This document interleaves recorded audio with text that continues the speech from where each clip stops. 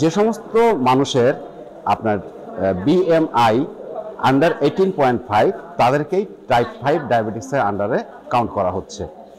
সেক্ষেত্রে বাংলাদেশে একটা বড় রিস্কে আছে। আসসালামু আলাইকুম, আমি নূরে আলম সিদ্দিকী, ফাউন্ডার আওয়া ইন্টারন্যাশনাল বাংলাদেশ। আমরা বিগত দিনে দেখেছি যে আমরা পরিচিত আছি টাইপ 1 ডায়াবেটিক্স, টাইপ 2 ডায়াবেটিক্স এবং জেস্টেশনাল ডায়াবেটিক্স। টাইপ 1টা আমাদের টাইপ 1 ডায়াবেটিসটা হচ্ছে জেনেটিক্যালি যেটা আমাদের মধ্যে আসে সেটা হলো টাইপ 1 ডায়াবেটিস। এরপরে আমাদের লাইফস্টাইলের কারণে যে ডায়াবেটিসটা আসছে সেটা টাইপ 2 ডায়াবেটিস, এবং প্রেগনেন্ট অবস্থায় যে ডায়াবেটিসটা আসে সেটাকে জেস্টেশনাল ডায়াবেটিস হিসেবে আখ্যায়িত করা হয়েছে। বাট আজকে একটা নতুন তথ্য আপনাদেরকে আমি দিব, যেটা আমরা রিসেন্টলি পেয়েছি এবং যেটাকে স্বীকৃতি দেওয়া হয়েছে 2025-এ। সেটাকে বলা হচ্ছে টাইপ 5 ডায়াবেটিক্স। টাইপ 5 ডায়াবেটিক্স এটা যদি আমরা এখন বিশ্লেষণ করতে যাই তাহলে বলা লাগবে যে টাইপ 1 ডায়াবেটিক্স এবং টাইপ 2 ডায়াবেটিসের সাথে এটা কোনো সিমিলারিটি নেই। টাইপ 5 ডায়াবেটিস নিয়ে সর্বপ্রথম জামাইকাতে 1955-এ একটা রিসার্চ শুরু হয়েছিল। এই রিসার্চের ফলে এটাকে নাম দেওয়া হয়েছিল যে ডায়াবেটিক্স, মানে জামাইকা ডায়াবেটিক্স। এটার পরে আপনার 1985-এ WHO কর্তৃক MDRM কর্তৃক এটাকে রিসার্চে নেওয়া হয়। রিসার্চে নেওয়ার পরে যখন দেখা গেল যে এটার মধ্যে তারা কোনো ডায়াবেটিসের কিছু পেলেন না, তখন এটাকে তারা স্টপ করে রাখেন। তো 1985-এর পরে 2022 এবং 2022-তে ইউএস থেকে এই টাইপ 5 ডায়াবেটিস নিয়ে আবার নতুনভাবে রিসার্চ শুরু হয়, যেটা ইন্টারন্যাশনাল ডায়াবেটিক ফেডারেশন 2025-এ থাইল্যান্ড ব্যাংককে যে প্রোগ্রামটা হয় সেখানে এটাকে আবার নতুনভাবে স্বীকৃতি দেওয়া হয়েছে। এখন বুঝতে হবে যে টাইপ 5 ডায়াবেটিসটা কি, এটা কি ধরনের মানুষদের হতে পারে।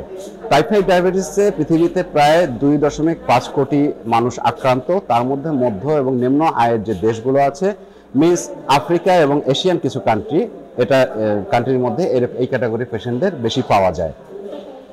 সো যে সমস্ত মানুষের আপনার বিএমআই আন্ডার 18.5 তাদেরকেই টাইপ 5 ডায়াবেটিসের আন্ডারে কাউন্ট করা হচ্ছে।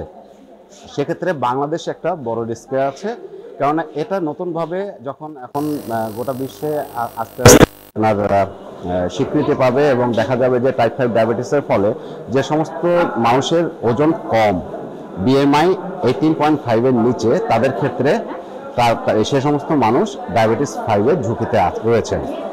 তো এই সমস্ত রোগীকে যখন কোনো ডায়েট চার্ট তারা মেনটেন করবে, তো সেক্ষেত্রে তাদেরকে এডিএ এবং WHO গাইডলাইন ফলো করে প্রতি 1000 কিলো ক্যালোরিতে 13.6 গ্রাম ফাইবার একেবারে পুরো পুঙ্খানুপুঙ্খভাবে কাউন্ট করে দিতে হবে।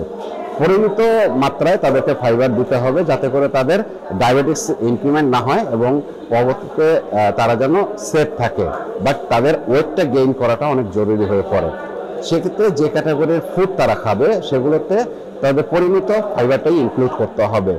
কোনো বেশি ফাইবার ইনক্লুড করলে এটা আবার তাদের ওয়েট রিডিউসের কারণ হয়ে যেতে পারে, বিএমআইটা আরও কমে যেতে পারে। তো এরপরে যেটা হচ্ছে যে এই সমস্ত পেশেন্ট